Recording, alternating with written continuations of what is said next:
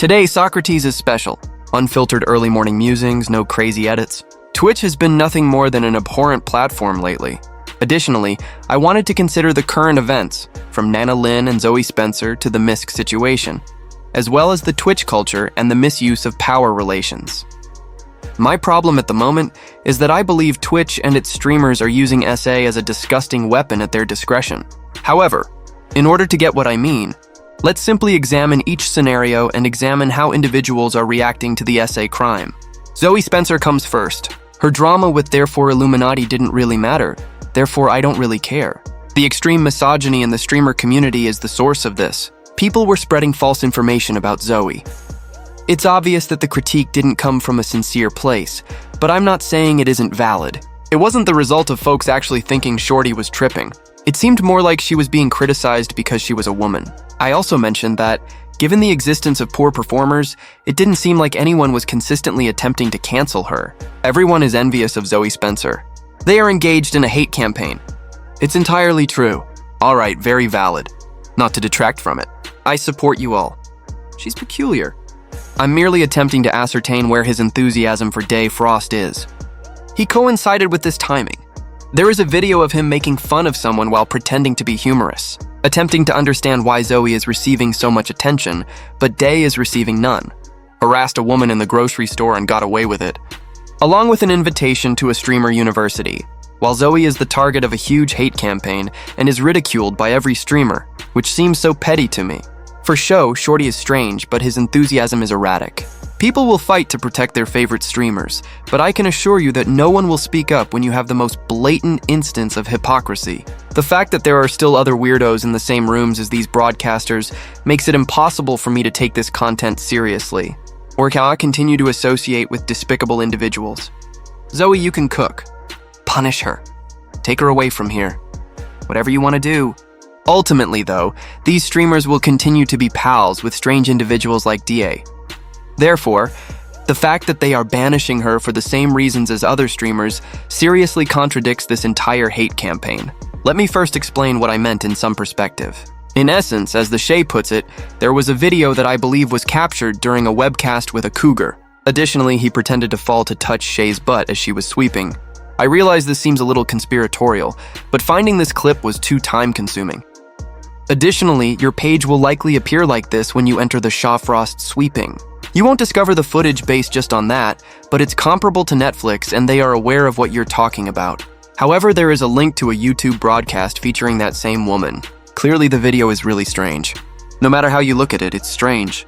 And I believe you need to perform a certain amount of mental acrobatics if you want to defend this clip. The majority of people seem to respond by saying, well, it's scripted. However, you must inquire as to how much. Because it doesn't seem like a good script to pretend to fall in order to touch someone's butt in a stream. Furthermore, it shouldn't be scripted. You have to wonder why we are replicating an essay if it's scripted. Because it is an essay to pretend to fall in order to touch someone's butt.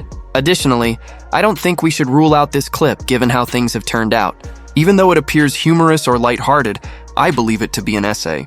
Let's return to Zoe Spencer. People singled her out after watching a clip of her essay. They carried out Doom's most insane smear campaign. Suddenly, Zoe Spencer is being blackballed. I mentioned Nina Lynn's involvement while the whole thing was blowing up, but I didn't know her name at the time. Said serves as Silky's helper. He's a shy young man who struggles in social situations. Despite his obvious desire to flee and lack of interest, Zoe persisted in attempting to twerk on him. Silky even goes so far as to remark, "Nigga, he don't mess with it. Chill."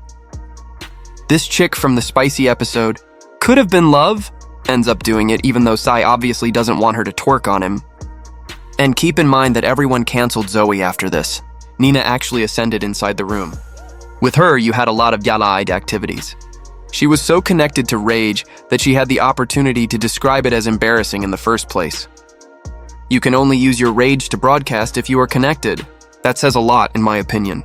And all of this comes after Zoe was already canceled. And the reason for this is because SA was used as a weapon by the internet to remove Zoe Spencer, which was promptly followed by Nina's feud with YBG. Suddenly, we are also canceling her. I saw a lot of streamers asking for her to be blacklisted. It's nice and all, but it comes across as dull and blatantly misogynistic. Communities and streams use essays to ban people, particularly women they don't like, while permitting guys who are, in my opinion, just as unsettling to be in the area. I became aware of the culture that Twitch was promoting after Shaw Frost was able to get away with actually approaching a random woman and pestering her. And no one seemed to worry that Gino was filming a random woman in the gym while barely controlling his lust.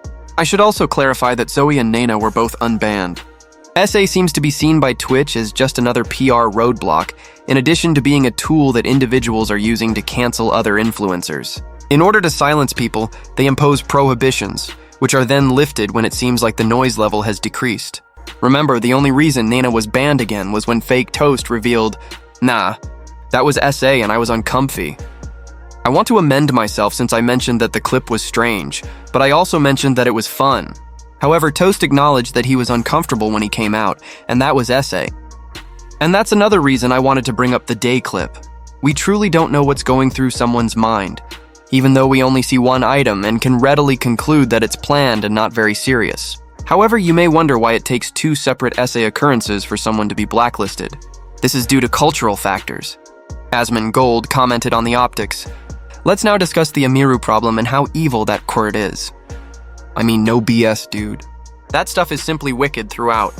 First, you have the TwitchCon experience when you attend an event with extremely inadequate security. Subsequently, Amiru's preferred security guard is prohibited. Then you witness her being attacked, and the man leaves without any penalties or ramifications. High-profile female streamers may be attacked in this setting, and the attacker is free to leave without facing any repercussions. Absolutely not. And the fact that other streams are watching it live is the only way we know this. Not to mention outright lying in their answer. Then the CEO of Twitch shows up and starts blaming victims.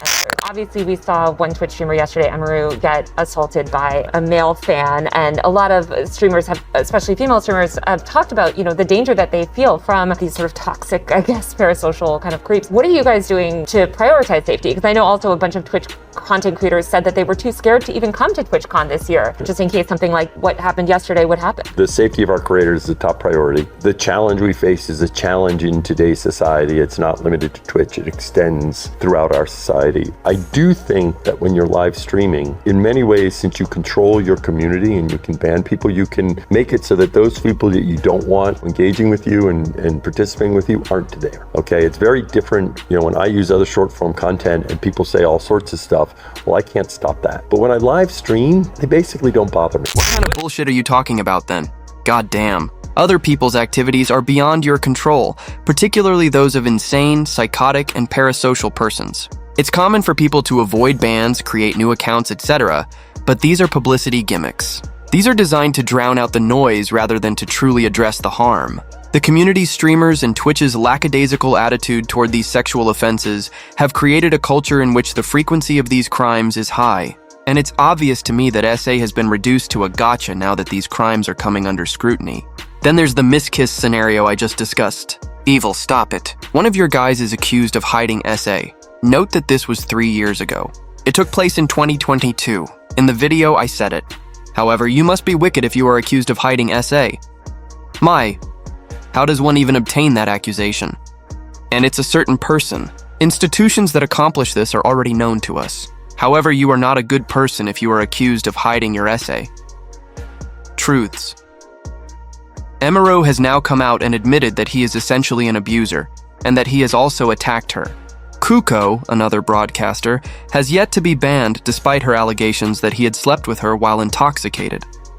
However, I'm not attempting to occupy too much time. All I want this video to do is act as a sort of pivotal moment where we examine what has happened and declare, no. You got Eritrean weaponizing SA. Your CEO is a victim layperson who views essays as yet another PR roadblock. Then there's a real demon wearing a suit made of human skin, which Weir has been complaining about for years, demonstrating his weirdness to us once more. But I adore all of you. I sincerely appreciate you watching the videos. The first Socrates special is this. More yap, less editing, and more thoughts. Blasphemous. For more unsolicited opinions, subscribe. Have a good day, everyone. I'll get up and leave this place.